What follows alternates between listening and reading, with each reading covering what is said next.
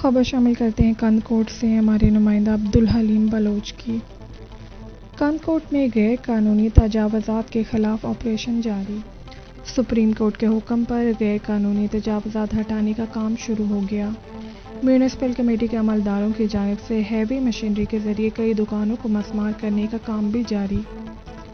कार्रवाई घंटा घर के करीब कब्रिस्तानों के ज़मीनों पर बनाई गई दुकानों के खिलाफ की गई। ज़िली इंतज़ामिया बाअसर अफराद के गैर कानूनी तजावुज़ात को हटाने और दुकानों को गिराने से लहराने लगी।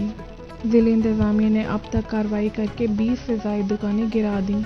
डिप्टी कमिश्नर मुनव्वर अली मठियानी के हुक्म पर मज़ीद कार्रवाइयाँ भी होंगी।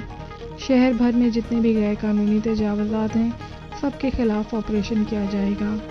सरकारी ज़मीनों पर कब्जा माफिया को नोटिस जारी किए गए हैं कि जल्द से जल्द दुकानों को खाली किया जाए। ख़ुसूसी रिपोर्ट देखिए हमारे नुमाइंदा अब्दुल हलीम बलोच की।